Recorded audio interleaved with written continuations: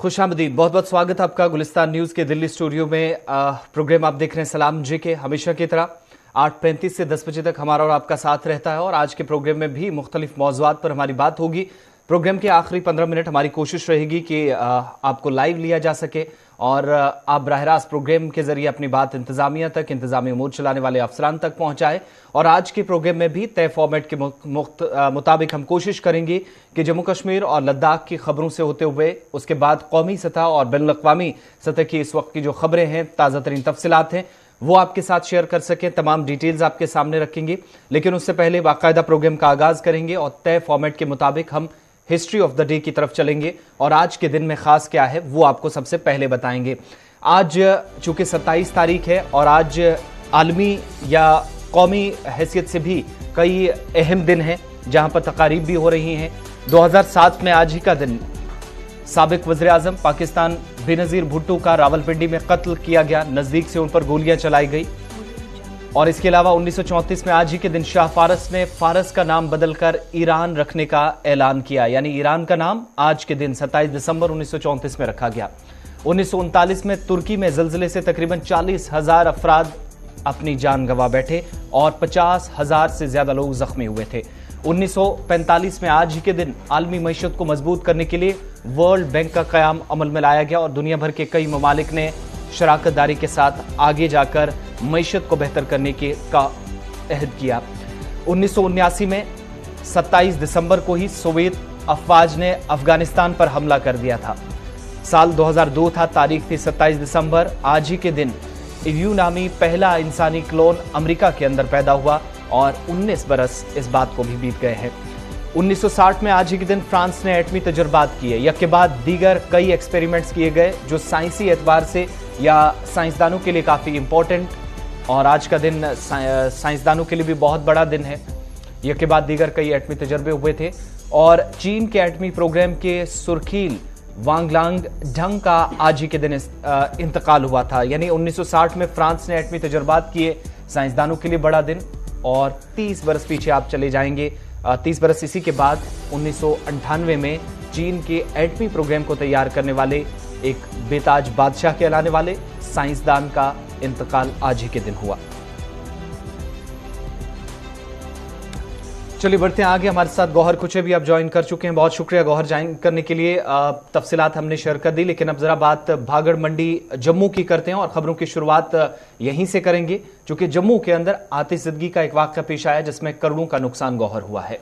जी हाँ, शुक्रिया आसिफ। तो प्रोग्राम की शुरुआत में सबसे पहले बात करेंगे जम्मू के अंदर जो जम्मू से बड़ी खबर इस वक्त आ रही है कि गुज़श्ता रात जम्मू के अंदर आग की एक होलनाक वारदात हुई है। भागड़ मंडी जम्मू में आतिशज़दगी का एक वाक़या पेश आया है जिसमें करोड़ों रुपए नुकसान हुआ। आग लगने से दर्जनों दुकानें खाकिस्तर हुई हैं। गुज़श्ता रात वहाँ पर अचानक आग लगी एक दुकान से, जो वहाँ पर मकामी लोगों और दुकानदारों का कहना है कि एक दुकान से अचानक आग नमूदार हुई जिसने भयानक शक्ल इख्तियार करते हुए कई दुकानों को अपने लपेट में ले लिया। मकामी लोगों के साथ साथ वहां पर फायर सर्विस अमले की कई गाड़ियां वहां पर मौजूद थी जिन्होंने आग पर काबू पाने की भरपूर कोशिश की, लेकिन काफ़ी मशक्क़त के बाद ही आग पर काबू पा लिया गया। लेकिन इस आग की वजह से कई दुकानें जो है खाकिस्तर हुई, उसके साथ साथ ही करोड़ों रुपयों का सामान जो दुकानों के अंदर था वो भी राख की ढेर में तब्दील हो गया।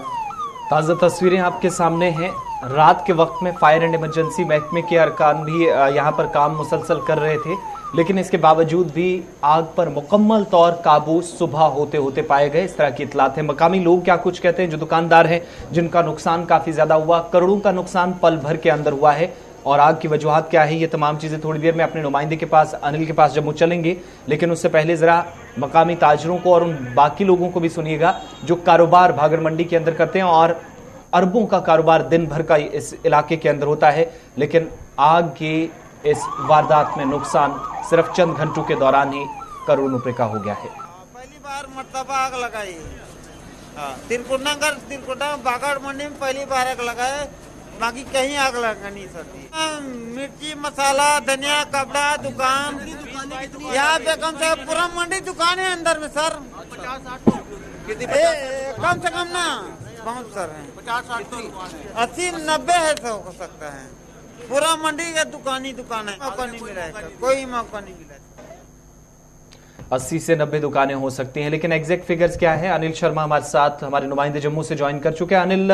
क्या कुछ पूरी अपडेट है? आग कैसे लगी और सुबह होते होते नुकसान का कोई अंदाजा लगाया जा सका? मैं आपको बताना चाहूंगा कि ये बताया जा रहा है कि शॉर्ट सर्किट का जो है वो मामला सामने नजर आया है। हालांकि अभी पूरी तरह से पुष्टि नहीं की गई है और फायर विभाग देर रात जो है तकरीबन लगभग आपको बताते चले कि मौके पर वहां पर पहुंचा, उस आग को बुझाने में मशक्कत की गई। हालांकि पूरी तरह से ये कह सकते हैं कि काफी ज्यादा नुकसान जो है वहां पर जो है वो देखने को मिला है, जिसमें लाखों का नुकसान जो है तमाम जनता का हुआ है। और उसके साथ साथ जो वहां पर कारोबारी थे और काफी समय से उस जमा पूंजी को जो है वहां पर एकत्रित कर रखे हुए थे, तो उस बीच जो है काफी भारी नुकसान उनको झेलना पड़ा है। और कम से कम लगभग 7 गाड़ियां जो है फायर विभाग की वहां पर पहुंची मौके पर, और उस बीच जो है उस आग को काबू पाने का पूरी तरह से कोशिश की गया और आग को अभी पूरी तरह से बुझा दिया गया है। ये त्रिकोटा नगर के इस एरिया के बीच चूंकि आमतौर पर परेशानी यहाँ पर यह भी रहती है कि बहुत बड़ी तादाद में लोगों को हमने देखा है कि लोग यहाँ पर रोजमर्रा का कामकाज करते हैं, कारोबार चलता है। ज्यादातर कौन सी दुकानें हैं जो आग की जद में आई हैं? कुछ एग्जैक्ट नंबर सामने आ सके हैं?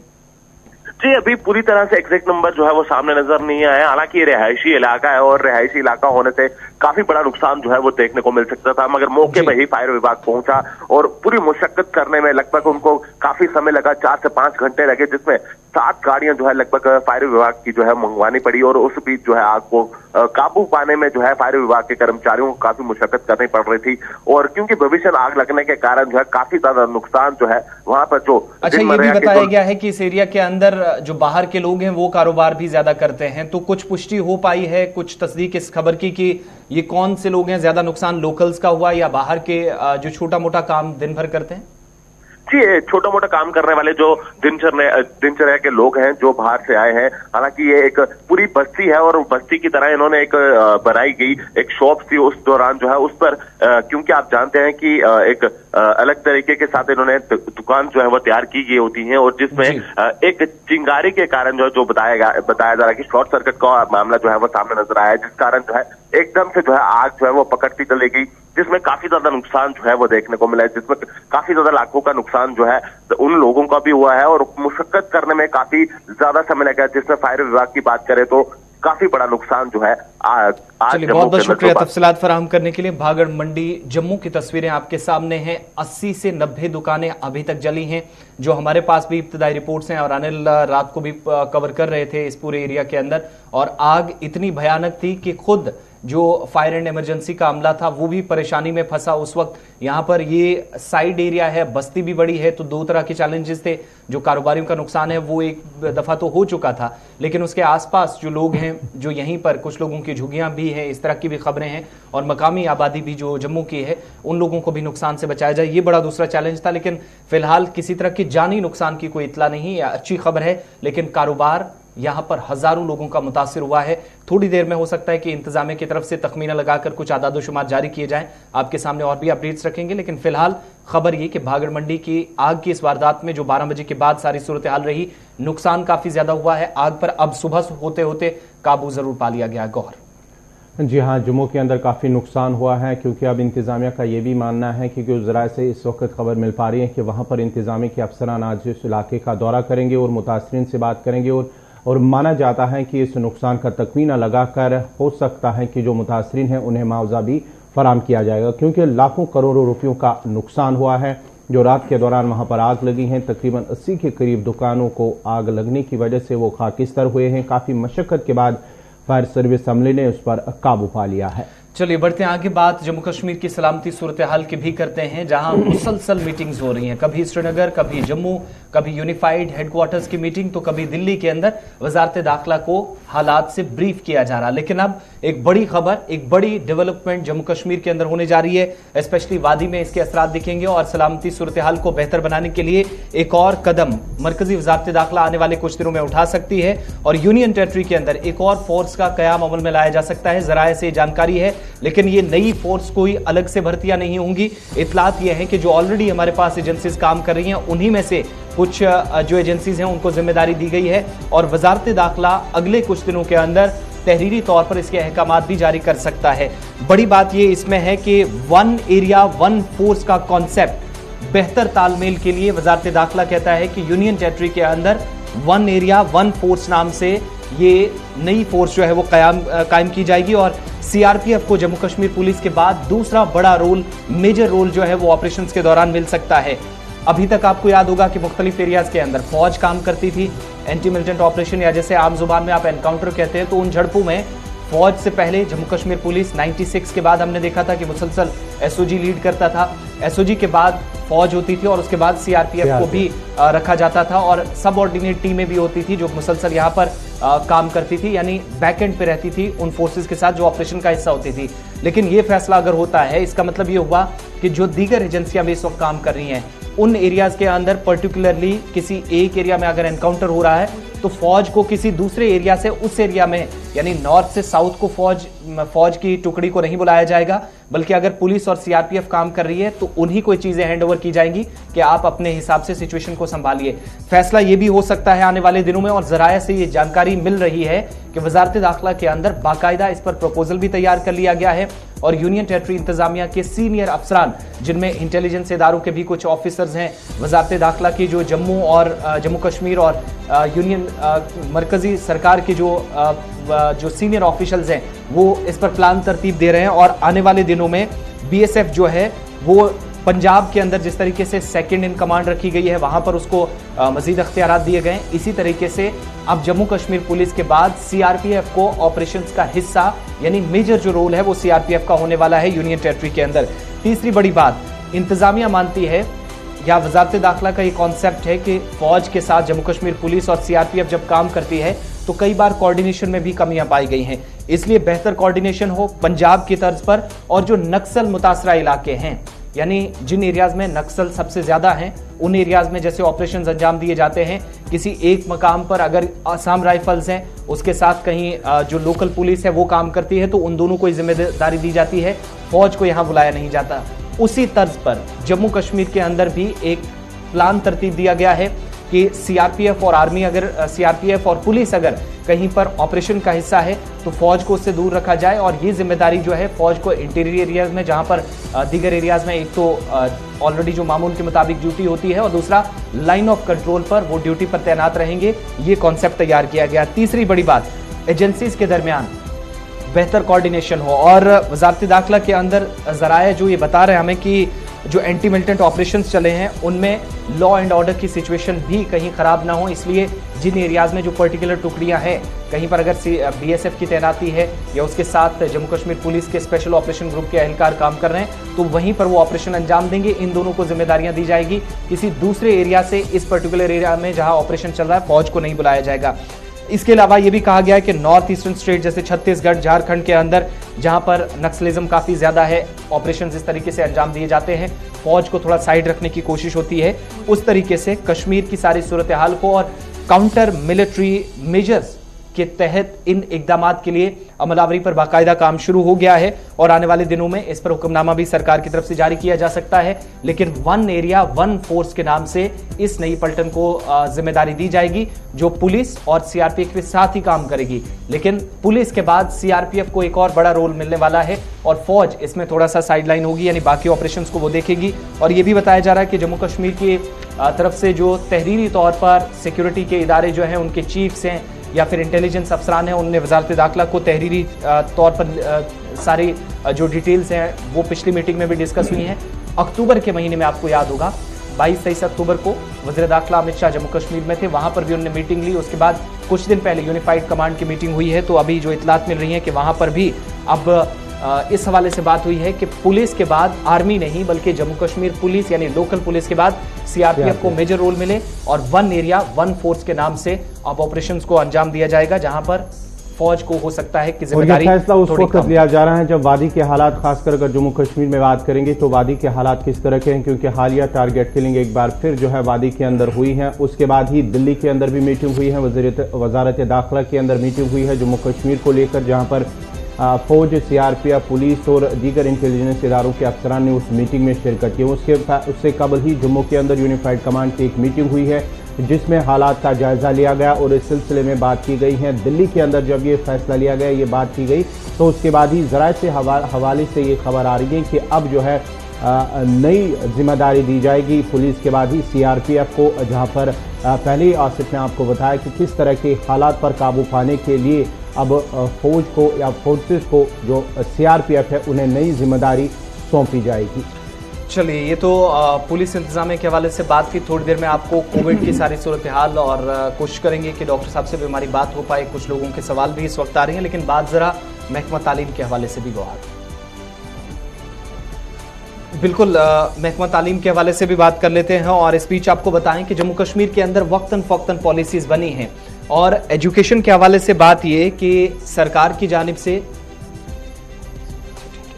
चलिए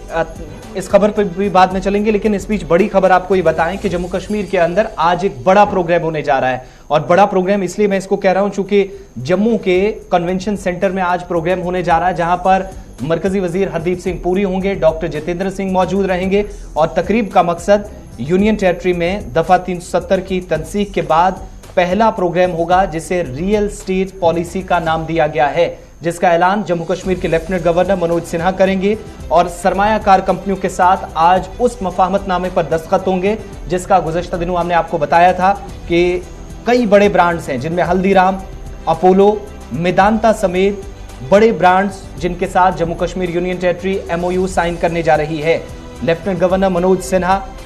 रियल स्टेट्स पॉलिसी का ऐलान करेंगे और आर्टिकल 370 की तनसीख के बाद यह पहला इस तरह का बड़ा प्रोग्राम होगा। कॉन्फ्रेंस का नाम इसे दिया गया है, पहली रियल स्टेट्स सरमायाकार कॉन्फ्रेंस होगी और इसमें मरकजी शहरी और मकानात की तरक्की के वजीर हरदीप सिंह पुरी के अलावा मरकजी वजीर डॉक्टर जितेंद्र सिंह भी मौजूद रहेंगे। कन्वेंशन सेंटर जम्मू के अंदर कॉन्फ्रेंस होने जा रही है और कॉन्फ्रेंस के दौरान यूनियन टेरिटरी में हुकूमत जो 3 दिन पहले हमने आपको बताई थी कि प्रोग्राम मुनक्किद होने जा रहा है और आज अब से थोड़ी देर बाद ये प्रोग्राम शुरू हो जाएगा। मेदांता, हल्दीराम, अपोलो समेत कई दूसरे बड़े ब्रांड्स जो आलमी सतह पर अपना नाम हिंदुस्तान से जाकर कमा चुके हैं, उन सभी के साथ मफाहमतनामों पर दस्तखत किए जाएंगे। सरमायाकारी की जानिब लोगों को बाहर से ज्यादा रागिब किया जाए, इसके लिए कॉन्फ्रेंस को काफी अहम करार दिया जा रहा है इंतजामिया की तरफ से। खास बात यह है कि रियल स्टेट्स कॉन्फ्रेंस में सस्ते नरकों पर मकानात के अलावा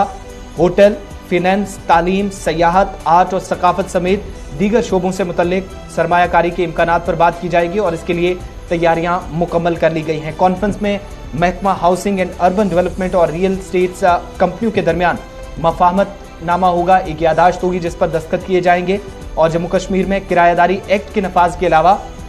हाउसिंग बोर्ड और जेडीए के तहत कॉलोनियों के लिए हाउसिंग पोर्टल भी आज शुरू कर दिया जाएगा। मरकजी और रियासती मुलाजमीन के लिए रिहायशी कॉलोनियों की तामीर के लिए भी एमओयू पर आज दस्तखत किए जाएंगे। बड़ा ऐलान अब से थोड़ी देर बाद सरकार की तरफ से यूनियन टेरिटरी में किया जाएगा और जैसा कि हम बता रहे हैं 5 अगस्त 2019 के बाद सबसे बड़ा इस तरह का ये प्रोग्राम होगा जहां यूनियन टेरिटरी के इंतजामिया सरमायाकारी पर मजीद फरोग देने के लिए कोशिशें कर रही है। 35,000 करोड़ की सरमाया साल के आखिर तक होगी, ये लेफ्टिनेंट गवर्नर का पिछला बयान है, लेकिन आज वो ऐलान उस पॉलिसी का करने जा रहे हैं जहां पर मेदांता, हल्दीराम और अपोलो जैसे बड़े ब्रांड्स जम्मू कश्मीर में कदम रख चुके हैं और मफाहमतनामे पर आज दस्तखत किए जाएंगे। तो चलिए, ये थी जम्मू कश्मीर के हवाले से एक बड़ी खबर सरमायाकारी के हवाले से, जहां इस कॉन्फ्रेंस के बाद ही जहां पर एलजी मनोज सिन्हा उसकी सदारत करेंगे और एक मफाहमतनामे पर दस्तखत होगी। अब बढ़ते हैं आगे, बात करेंगे जम्मू कश्मीर में तालीम के हवाले से। जहां नाजरीन आला तालीमी इदारों में बेहतरी दावे जो सरकार के हैं, इंतजामिया के हैं या मुतल्लिका महकमे के, वो खोखले नजर आ रहे हैं। पैनल कई माह बाद भी रिपोर्ट पेश करने में नाकाम नजर आ रही है और अहम पहलुओं पर कमेटी की तरफ से कोई बातचीत नहीं हुई है। हिकमत अमली तरतीब देने पर अफसरान नाकाम रहे। आपको बताते चले कि जिस तरह से आला तालीमी इदारों की बात करेंगे, तालीमी इदारों में बेहतरी के हवाले से चाहे इंफ्रास्ट्रक्चर की बात करेंगे या तालीम की बात करेंगे, जो सरकार के दावे हैं, इंतजामिया के दावे हैं या मुतल्लिका हुकाम के, मुतल्लिका महकमे के दावे हैं, वो जमीनी सतह पर नजर नहीं आ रहे हैं, वो खोखले साबित हो रहे हैं। क्योंकि जो कमेटी तश्कील दी गई है उनकी जानिब से रिपोर्ट वो पेश करने के हवाले से पेश करने को उनके कहा गया है कि वो अपनी रिपोर्ट पेश करेंगे, लेकिन अभी तक वो रिपोर्ट पेश करने में नाकाम रही है। कई अहम पहलुओं पर कमेटी को इस तरफ से कहा गया है कि वो अपनी रिपोर्ट तैयार करे, फिर उसके बाद ही उन्हें इंतजामिया के वो सौंपनी थी वो अपनी रिपोर्ट, लेकिन वो अभी तक उस रिपोर्ट को पेश करने में नाकाम रहे हैं। दरअसल आला तालीमी इदारों को रैशनलाइज करना था, किस तरीके से कवायद व ज़वाबित के मुताबिक चीज़ें चलेंगी, और कहीं पर अगर जो टीचर और जो स्टूडेंट्स की रेशियो है उसमें इम्बैलेंस है तो उसको भी खत्म किया जाएगा। यानी हमने पिछले साल देखा सरकार की तरफ से 1000 के करीब स्कूलों को उस वक्त मर्ज किया गया जब प्राइमरी और प्री प्राइमरी लेवल के स्कूलों को रैशनलाइज किया गया, तो पता ये चला कि यूनियन टेरिटरी के अंदर बहुत ज़्यादा तालीमी इदारे हैं जहां पर बच्चे कहीं पर 20-25 के आसपास, टीचर्स वहां पर 7-7 काम कर रहे हैं, या फिर बच्चे 300-300 के आसपास, टीचर्स 3 से 4 ही काम कर रहे हैं। यानी ये जो एक्स्ट्रा बर्डन था, इस प्रेशर से बचने के लिए इंतजामिया ने कदम उठाया था। उस तरीके से अगर कहीं पर मुस्तकबिल में हायर सेकेंडरी स्कूलों को हायर सेकेंडरी सतह पर मर्जर की जरूरत पड़ेगी, निज़ाम को मजीद दुरुस्त करना है, तो उसके लिए इंतजामिया मानती है कि बाकायदा एक प्लेटफॉर्म तैयार किया जाए और 4 माह कबल अगस्त 12 को एक कमेटी तश्कील दी जाती है, एक पैनल बाकायदा बनाया जाता है जिसको जिम्मेदारी दी गई थी कि वो फौरी तौर पर एक ऑर्डरनामा जो जारी किया गया था उस वक्त 712 जेके जीएडी महकमे की तरफ से 12 अगस्त 2021 को, और कमेटी बनाई गई जिसका मकसद ये था कि वो हायर एजुकेशन इंस्टीट्यूशंस जो हैं उनको रैशनलाइज करे, कहां पर कैसे चीजें चलेंगी, कहां पर कमियां हैं, उनको दूर करने पर एक बाकायदा रिपोर्ट तैयार करेगी। 2 हफ्ते इस कमेटी को दिए गए थे कि आपने 12 अगस्त को जब दी गई, मींस 24-25 अगस्त को ये रिपोर्ट सरकार के पास वापस होनी चाहिए थी, लेकिन आज 4 महीने बीत गए, नया साल शुरू होने वाला है, अभी तक अफसरान सोए हैं। अफसरान की कारकर्दगी इसलिए जीरो यहां पर करार दी जा रही है, और जाहिर है होना भी चाहिए, कई अफसरान के इसके बाद तबादले भी हुए, लेकिन एजुकेशन डिपार्टमेंट के अंदर जो रिक्वायरमेंट्स आज के वक्त में है, प्लानिंग और भी बेहतर बनाई जा सके, तालीमी निज़ाम मुतासिर ना होने दिया जाए, बच्चों और टीचर्स की जो रेशियो है उसको बराबर रखा जाए, और मर्जर की अगर कहीं पर ज़रूरत पड़े, अगर उसमें कमेटी या पैनल रेकमेंड करता तब सरकार इस पे फैसला लेता, लेकिन ऐसा भी नहीं हो सका। मुस्तकबिल में अगर ज़रूरत पड़ती 15 दिनों के अंदर जो रिपोर्ट दी जानी चाहिए थी वो 28 अगस्त को कंप्लीट होनी चाहिए थी, लेकिन आज साल के आखिर में भी रिपोर्ट देने में इंतजामिया के अफसरान नाकाम रहे। और ये कोई छोटे अफसरान को या एजुकेशन डिपार्टमेंट के निचले स्तर पर किसी ऑफिसर को या किसी मुलाजिम को रिपोर्ट नहीं कही गई थी, एडमिनिस्ट्रेटिव सेक्रेटरीज को बाकायदा इसमें इंडल्ज किया गया था जिनको जिम्मेदारी दी गई थी। डायरेक्टर प्लानिंग जो है फाइनेंस के हायर एजुकेशन डिपार्टमेंट के अंदर, उनको भी कहा गया कि आपने तमाम एफर्ट्स लेने हैं, वो इस पैनल का हिस्सा रहेंगे। इसके अलावा ये भी कहा गया उस वक्त के जो मेंबर्स हैं कमेटी के, 1 या 2 मीटिंग्स में उन्होंने मीटिंग भी की है, लेकिन किसी तरह की सीरियसनेस कहीं पर नजर नहीं आई, जिसका नतीजा यह है कि आज भी इंतजार उस रिपोर्ट का हो रहा है। कमेटी की तरफ से 8 हायर एजुकेशन इंस्टीट्यूशन, ये कहा गया कि 150 से ऊपर जहां पर एनरोलमेंट है ही नहीं, ये जरूर कहा गया कमेटी की तरफ से, लेकिन जो रिपोर्ट फाइनलाइज करनी थी, जो डिपार्टमेंट के सामने रखनी थी, वो अभी तक नहीं हो सकी, और 2 से 3 सालों के अंदर हो सकता है कि आगे जाकर ये काम इसी तरीके से मुकम्मल हो। लेकिन अगर 150 से नीचे कहीं पर एनरोलमेंट है, उसका मतलब कमेटी के जिम्मेदारान खुद मानते हैं, जो हमें पता चला है कि स्कूल 2 से 3 सालों में बंद हो सकते हैं। यही प्लानिंग तरतीब देनी थी। इन स्कूलों को चलाना कैसे है, क्या बंद रहेंगे, स्टूडेंट्स और टीचर्स की रेशियो क्या रहेगी, इस पर सिर्फ कागजों तक ही वो पॉलिसी जो थी वो महदूद रही। जिन अफसरान को जिम्मेदारी दी गई थी वो ये चीजें भूल चुके हैं। किसी तरह की जो रिक्वायरमेंट स्कूलों के अंदर थी उस पर कोई हतमी रिपोर्ट तैयार करके इंतजामिया को सौंपने में नाकाम ये अफसरान रहे हैं, और इसका नतीजा ये है कि आज भी टीचर्स और बच्चों की जो रेशियो है वो कहीं पर ऊपर तो कहीं पर नीचे। और एनरोलमेंट की जहां तक बात है, एनरोलमेंट ड्राइव तो चलाई जा रही है, लेकिन ऊपरी सतह पर आप इस तरह की नाकामियां देखेंगे, ये कमियां देखेंगे, तो वो एनरोलमेंट ड्राइव भी किसी काम आने वाले नहीं है। बात अब कोविड की गौर। जी हाँ, जम्मू कश्मीर के अंदर, जहाँ मुल्क के अंदर या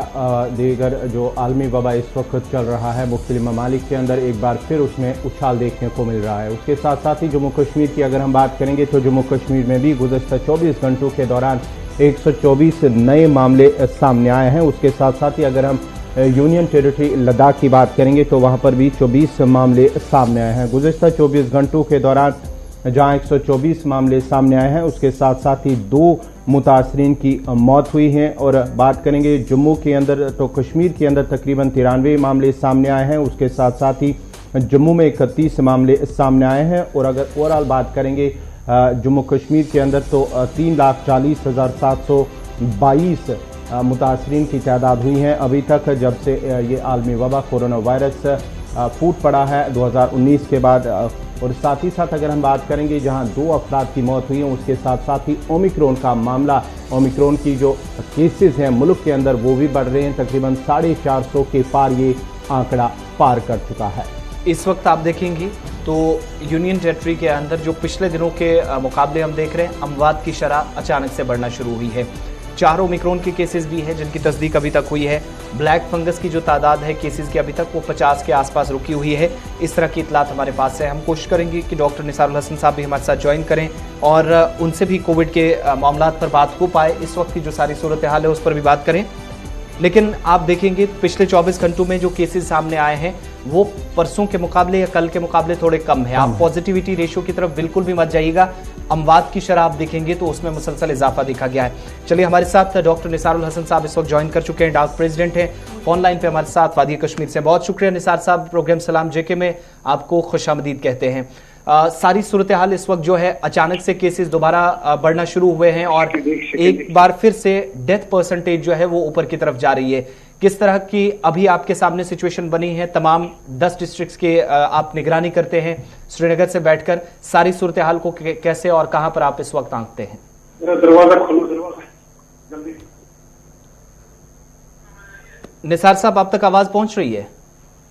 जी जी जी जी बहुत शुक्रिया जी निसार साहब, बहुत शुक्रिया ज्वाइन करने के लिए। आपकी आवाज आ रही है। सवाल मेरा ये था कि इस वक्त की जो सारी सूरत हाल है कोविड के हवाले से वो किस तरीके से आप देख रहे हैं? देखो, कुछ हफ्तों से कश्मीर के हवाले से अगर आप बात करोगे तो कुछ हफ्तों से कोविड-19 के केसेस में इजाफा हुआ है, न सिर्फ कम्युनिटी में बल्कि अस्पतालों में भी, और कईयों की मौतें भी हो रही है रोज 1-2। तो और ओमिक्रॉन के हवाले से अगर आप बात करोगे तो जम्मू कश्मीर के हवाले से जम्मू में कई दिनों पहले 3 केसेस ओमिक्रॉन के डिटेक्ट हो गए और वरीसम उनमें ये थी कि ना उनमें कोई ट्रैवल हिस्ट्री थी, ना उसमें कोई कांटेक्ट, उनमें किसी को भी कांटेक्ट नहीं था पॉजिटिव ओमिक्रॉन केस के साथ। इसलिए this gives us to understand कि जम्मू कश्मीर के हवाले से omicron is already in the community. अब and it is worrisome, that means anybody can get infected अगर ये कम्युनिटी में है। तो उसी हवाले से मैंने बार बार ये कहा है और आपकी वसादत से आज कहूंगा कि कश्मीर के हवाले से, जम्मू के हवाले से, जम्मू कश्मीर के हवाले से जेनेटिक टेस्टिंग लैब की बहुत ज्यादा जरूरत है अब, क्योंकि अगर आपको ओमिक्रॉन डिटेक्ट करना है या और भी वेरिएंट्स, क्योंकि यहाँ पे तो काफी सर्दी होती है, जो इसके लिए जो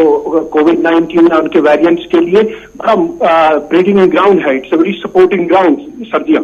तो इसमें ज्यादा उभर जाता है और वेरिएंट्स के हवाले से भी इमर्ज होते हैं जहां ज्यादा सर्दी होगी। तो न सिर्फ हम जेनेटिक टेस्टिंग लैब से ओमिक्रॉन डिटेक्ट करेंगे बल्कि और भी वेरिएंट्स अगर कोई इमर्ज होता है तो उसके, इसलिए आपकी वसादत से मुझे लगता है जम्मू कश्मीर के हवाले से, एक जम्मू में एक कश्मीर में, genetic testing lab is very important and in fact essential now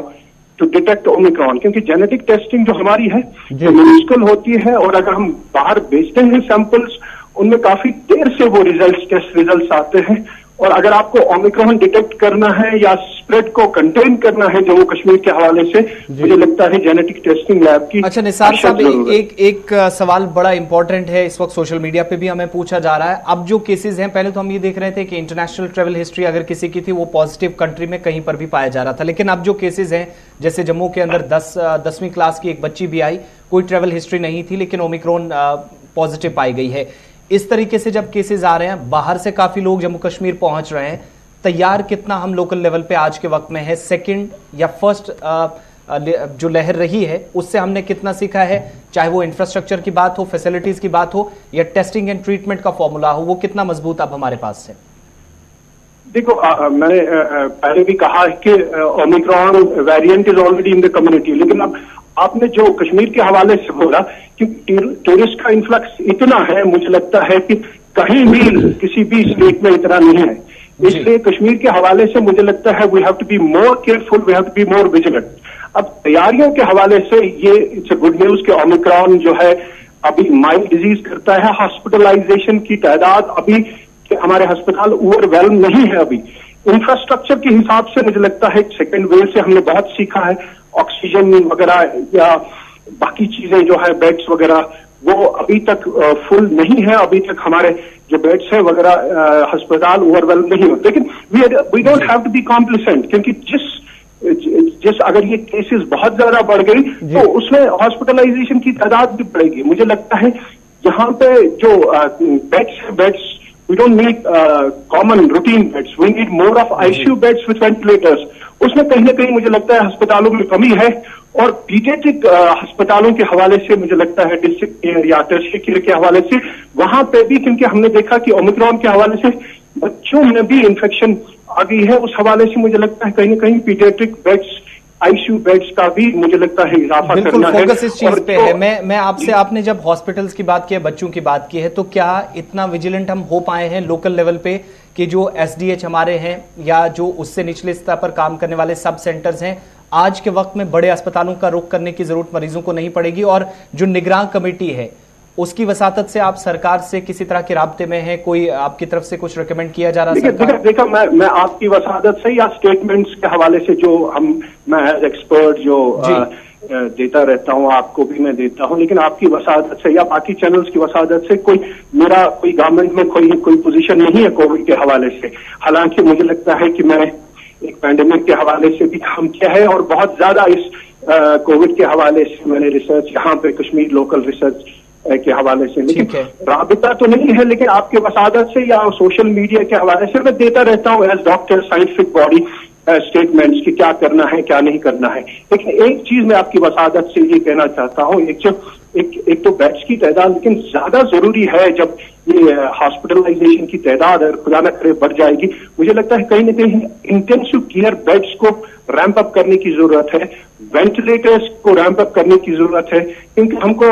routine work के साथ साथ ये कोविड के साथ साथ हमको रूटीन वर्क भी चलानी है अस्पतालों में। अगर कहीं ना कहीं इसकी हॉस्पिटलाइजेशन की सर्च बढ़ गई, मुझे लगता है कहीं ना कहीं मुझे ICU beds along with ventilators की कमी लगती है। एक आखिरी चीज आपसे जानना चाहेंगे और एक पैगाम भी आपकी तरफ से उन सभी लोगों के लिए क्या रहेगा जो कोविड के अलावा, बहुत बड़ी आबादी है जो कोविड से निजात भी पा चुकी है लेकिन कई वबाई मर्ज में इस वक्त मुब्तला है। कैंसर और डायबिटीज के पेशेंट्स सबसे ज्यादा पिछले 2-2.5 सालों में जम्मू कश्मीर में रहे हैं। आज के वक्त में माइनस टेम्परेचर भी है, खाने पीने का भी आज जो है वो पूरा सिस्टम चेंज हो गया है, तो क्या कुछ करने की जरूरत है इस वक्त इस खासतौर से नए वेरिएंट से बचने के लिए? देखिए, जो हमने देखा कोविड के हवाले से या कोई भी वेरिएंट इंक्लूडिंग ओमिक्रॉन है, ये ज्यादा हावी उन पे होता है जिनको अंडरलाइन मेडिकल कंडीशंस होगी, जहां आपने कह दिया कैंसर हो या डायबिटीज हो, शुगर की बीमारी हो, इनमें ये ज्यादा हावी हो जाता है और इन्हीं लोगों में कॉम्प्लिकेशन ज्यादा होती है, चाहे वो कोविड-19 का ओरिजिनल वेरिएंट था या ओमिक्रॉन होगा। इसीलिए मुझे लगता है कहीं ना कहीं जो बेस्ट वे है वो वैक्सीनेशन है। जिन्होंने 2 डोजेस अभी नहीं किए तो वो वैक्सीनेशन करें, that is the only way to keep yourself safe against any कोविड-19 वेरिएंट। लेकिन अब तो प्राइम मिनिस्टर के जो हवाले से अब बूस्टर डोज भी आ गया है इनके लिए जो जिनको अंडरलाइन मेडिकल कंडीशंस है, मुझे लगता है जल्द से जल्द ये बूस्टर डोज लोग करने चाहिए, specially the health care workers, क्योंकि इनका करना बहुत जरूरी है। क्योंकि अगर ये लोग बीमार हो गए तो इनको क्वारंटाइन करना पड़ता है और फिर ये अस्पताल कौन चलाएगा। इसमें मुझे लगता है हेल्थ केयर वर्कर्स का जो प्राइम मिनिस्टर ने प्रायोरिटाइज किया है, इट्स अ वेलकम स्टेप, और जो एल्डरली और इम्यूनो कॉम्प्रोमाइज वेलकम स्टेप। लेकिन जिस तरह से बाकी मुल्कों में बूस्टर डोज बाकी लोगों के लिए भी आ गया है, उसी तरह यहाँ पे मुल्क में या हमारी जम्मू कश्मीर में भी आना चाहिए, क्योंकि उसी से आप इस कोविड-19 के पैंडेमिक का खात्मा कर सकते हो और इंक्लूडिंग दीज वेरिएंट्स। डॉक्टर साहब, आखिर पर आपसे जानना चाहेंगे जो ओमिक्रॉन है, ओमिक्रॉन की कुछ अलामात जो हमारे नाज़रीन आपसे जानना चाहेंगे कि कुछ अलामात अगर दिखे किस तरह के वो होते हैं अलामात ओमिक्रॉन के, और इस पर जल्द से काबू पाने के लिए किस तरह के इकदाम करने की जरूरत है? देखो, ओमिक्रॉन के हवाले से जो अलामतें हैं, सिम्टम्स आपको कहते हैं, कुछ डिफरेंट सिम्टम्स यहाँ पे तो अभी जो जम्मू कश्मीर के हवाले से, लेकिन बाहर मुल्कों में जो डाटा है अभी तक जो अनयूजुअल सिम्टम्स हैं उनमें ज्यादा हेडेक है, माइल्जियाज की मसल पेन होती है और सोर थ्रोट, गले में खराश होती है। बाकी फीवर भी हो सकता है, कफ, लेकिन ये 3 चीजें अनयूजुअल है। इसमें मसल पेन है, इसमें जो है खराश होता है, सोर थ्रोट ज्यादा होता है, और कहीं ना कहीं जिस तरह फ्लू की सिम्टम्स है, वैसे ही सिम्टम्स यूके या बाकी मुल्कों में जहां ये कम्युनिटी स्प्रेड हो गया है इस ओमिक्रॉन के हवाले से, वहां ये और बहुत सारे जो पेशेंट्स हैं, most of the patients are asymptomatic, उनको अलामतें भी नहीं है, लेकिन जिनको ये अलामतें हैं उनमें ये है, जिसको भी किसी को अगर सोर थ्रोट होगा, don't think that it is a common cold, it can be your Omicron, you should immediately consult the doctor for testing.